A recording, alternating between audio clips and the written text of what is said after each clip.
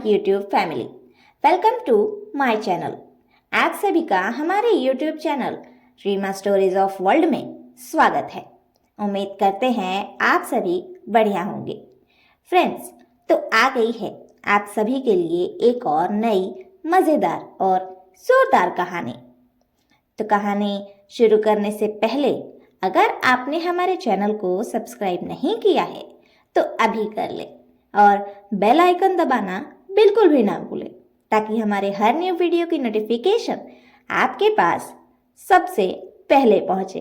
तो चलिए आपका ज़्यादा समय न लेते हुए कहानी शुरू करते हैं। पार्ट 1 में आप सभी ने देखा कि कैसे रिद्धि और मोहित जब हनीमून से घूमकर आए तो उनकी गाड़ी उस घने जंगल के पास खराब हो जाती है और अंदर उनके साथ क्या क्या होता है।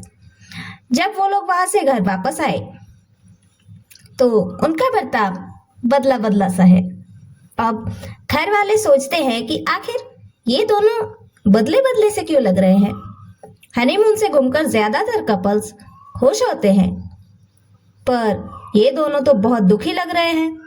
सभी घर वाले पूछते भी हैं, पर रिद्धि और मोहित दोनों ही कुछ नहीं बताते। कुछ दिन बीत जाते हैं।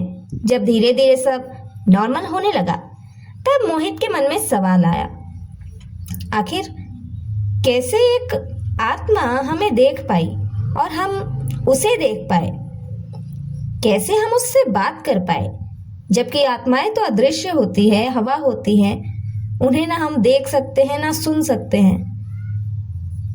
तो फिर कैसे ये सब हुआ और कैसे उसके हाथ में लैंटर्न था, यानी कि लालटेन में तो आग होती है और एक चुड़ैल क्या भूत आग के करीब जा ही नहीं सकता, तो भला वो कैसे लैंटर्न लेके खड़ी थी।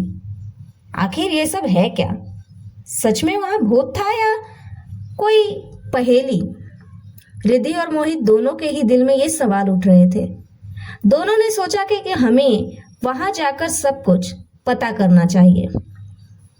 अब इसके लिए उन्हें प्लानिंग करनी होगी, कोई बहुत बड़ी प्लानिंग, क्योंकि वो दोनों अकेले जाकर कुछ नहीं कर सकते थे।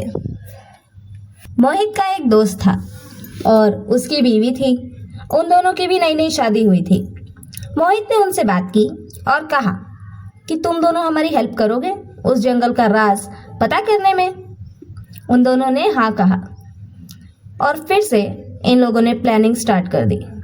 प्लानिंग ये थी कि वो दोनों वहां पर गाड़ी लेकर जाएंगे और वहां पर गाड़ी खराब होने का नाटक करेंगे। उसके बाद अंदर जाएंगे तो इनके साथ क्या क्या होता है ये सारी चीजें रिद्धि और मोहित अलग से रिकॉर्ड करेंगे कैमरे में, और पुलिस भी उनके साथ होगी। उन्होंने पुलिस से भी कांटेक्ट किया, पत्रकारों से कांटेक्ट किया, मीडिया से कांटेक्ट किया। उसके बाद ये सब शुरू किया। रिद्धि और मोहित के दोस्त वहां गाड़ी लेकर जाते हैं और बीच रास्ते में जंगल के पास गाड़ी रोक देते हैं। फिर वो दोनों अंदर जाते हैं। अंदर जाने के बाद उन्हें वही बुढ़िया फिर से मिलती है और इस बार भी वो वही लैंटर्न लेके खड़ी थी और उनसे कहती है कि चले जाओ यहाँ से, आगे मत जाना, अपने घर लौट जाओ, वरना जिंदा नहीं बचोगे। लेकिन फिर भी उसकी बात ये दोनों नहीं सुनते और धीरे धीरे आगे बढ़ते हैं। उन दोनों को बहुत डर लग रहा था, पर फिर भी दोनों आगे बढ़े। हाँ, उन्होंने अपने कपड़ों में सीक्रेटली कुछ हथियार भी छुपा रखे थे ताकि कोई भी इमरजेंसी हो तो वो उसका इस्तेमाल कर सके।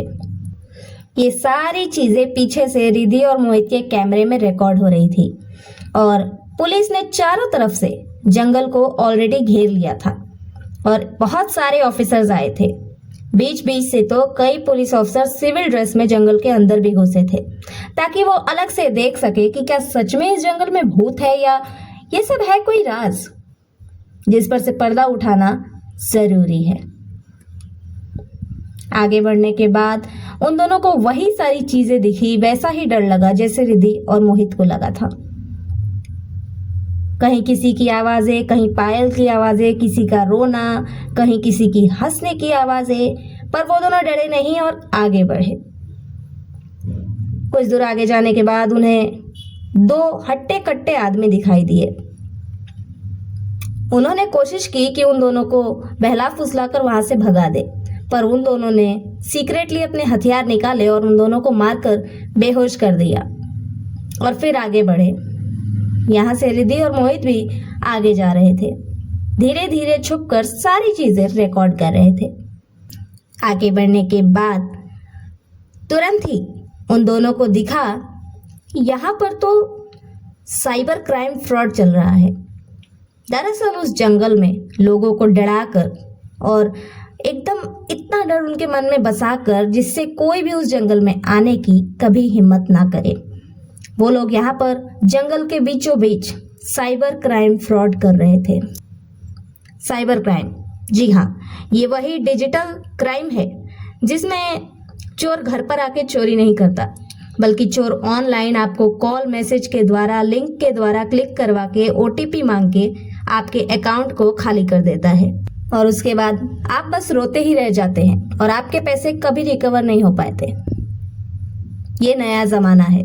इस जमाने में चोर और डकैत घर पर हथियार लेकर नहीं आते। उनका हथियार है फोन, लैपटॉप और मिडिल क्लास लोग, उनका जरिया पैसे कमाने का। वो लोग ज्यादातर मिडिल क्लास लोगों को ही टारगेट करते हैं, जिनके पास सपनों की आशा होती है, जो सपने देखते हैं कि उन्हें कुछ करना है, तो इसलिए वो लोग उन्हें ज्यादातर लालच देते हैं कि आपके पैसे डबल हो जाएंगे, इस लिंक पर क्लिक करिए या फिर ये OTP भेजिए वरना आपका अकाउंट ब्लॉक हो जाएगा, ATM ब्लॉक हो जाएगा। और इन झांसों में मिडिल क्लास फैमिलीज जल्दी फंस जाती है। ये सभी फ्रॉड वहां हो रहे थे। ये सब देखकर दोनों चौंक गए और दोनों आगे बढ़ जाते हैं। उन दोनों को देखते ही वो सब चौकन्ने हो गए और उन दोनों को कैद कर लिया, बांध दिया। लेकिन जैसे कि साइड से रिद्धि और मोहित अपने कैमरे में सब कुछ कैद कर रहे थे और पुलिस ने जंगल को घेर लिया था, वो भी आ गए और उन सब पर धावा बोल दिया। तभी उनमें से एक जो मेन बॉस था, उसने जाकर मोहित के दोस्त के गले पर छुरी रख दी और धमकी दी कि हमारे आदमियों को छोड़ो वरना हम इसे मार डालेंगे। बहुत मुश्किल से रिद्धि ने चालाकी दिखाई और पीछे से जाकर उसके सर पे डंडा मार दिया, क्योंकि वो मोहित से दूर थी, अलग से कैमरा लेकर खड़ी थी, उसे किसी ने अभी तक देखा ही नहीं था। और उसके बाद उसने उसके दोस्त की जान बचाई और फिर उन सभी फ्रॉड को जेल में डाला गया और जिनके जिनके पैसे उन्होंने लूट लिए थे, सारी डिटेल्स निकालकर सबको उनके पैसे वापस किए गए। और रिद्धि, मोहित और उनके दोनों दोस्तों को भी सरकार द्वारा सम्मानित किया गया। तो आखिर में सच्चाई सामने आई कि उस जंगल में कोई भूत डकैत कुछ नहीं था, बल्कि यहाँ पर साइबर क्राइम फ्रॉड हो रहा था। तो फ्रेंड्स, ये थी हमारी आज की कहानी। आप सभी को कहानी कैसी लगी ये कमेंट बॉक्स में ज़रूर बताइए और कहानी अच्छी लगी हो तो ज़्यादा से ज़्यादा शेयर ज़रूर करें। Thank you.